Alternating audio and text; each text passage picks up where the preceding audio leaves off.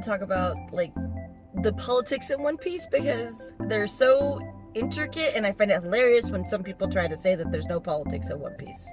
Have we been watching the same anime? World government, anyone? To create a world like that is, especially with all the intricate politics when it comes to the world government and pirates and piracy, because obviously not all pirates are evil in the One Piece world, and not all Marines are good in the One Piece world.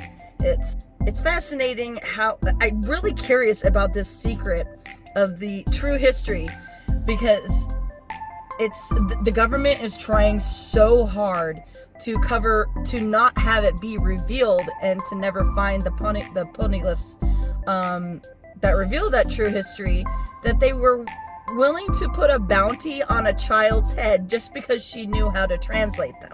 What the fuck are they hiding?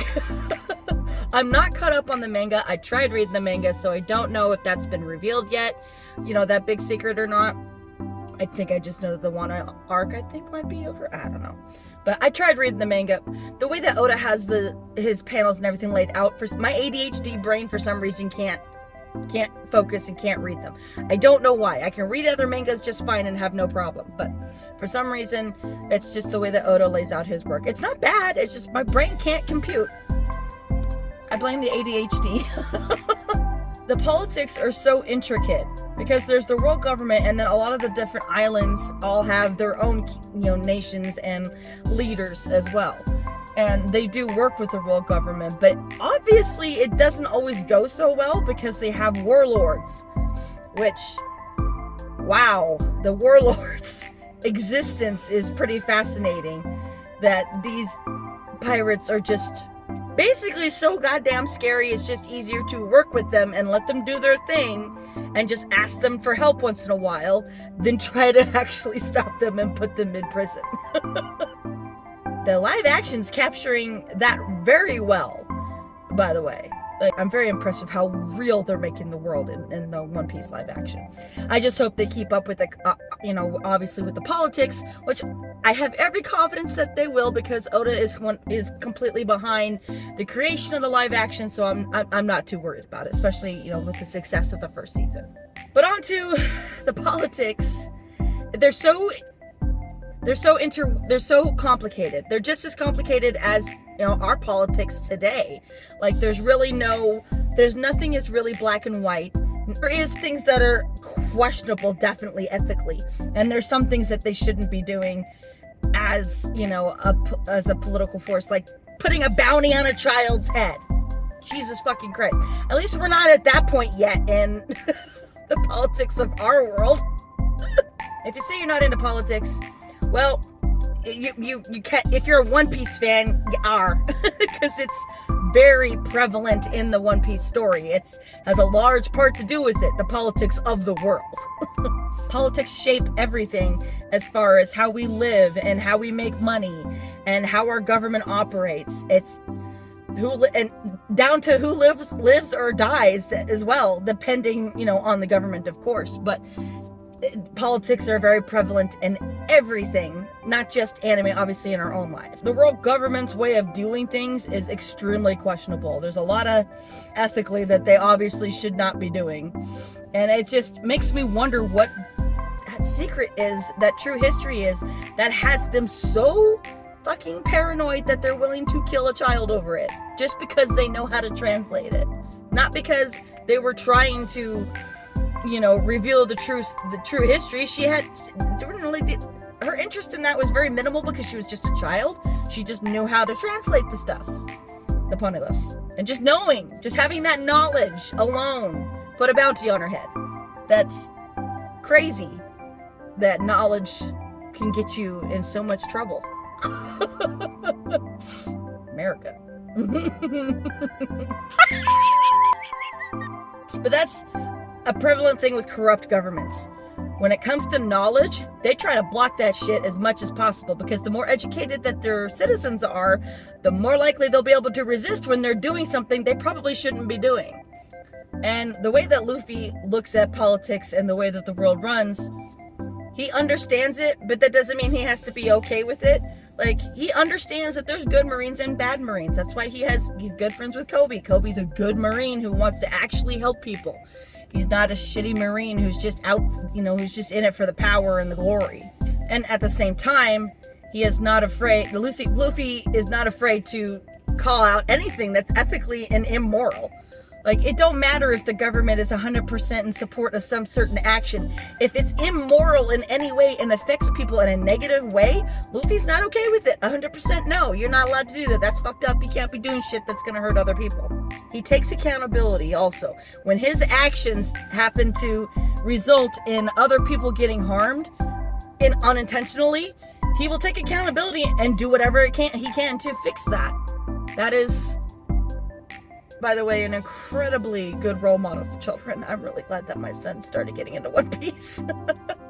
His politics, even, like I said, it's pretty prevalent. It's pretty relevant to how the world's operating today. Politics, when they get corrupt, a lot of people get hurt. And that's what One Piece does really well at showing, is how bad politics can affect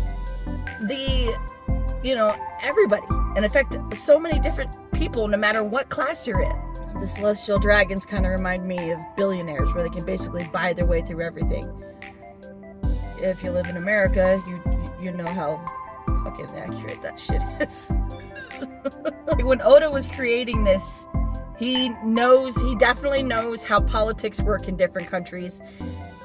I mean, it's really because even though there's the world government, all the nations still have their own cultures and their own politics as well. So mixing all those politics together is just, it's no wonder that the world of One Piece is such a nightmare, because nobody's on the same page. It also brings a lot of things to question it as to what the One Piece actually is. And I'm just that alone is fascinating. We don't talk about what the One Piece is.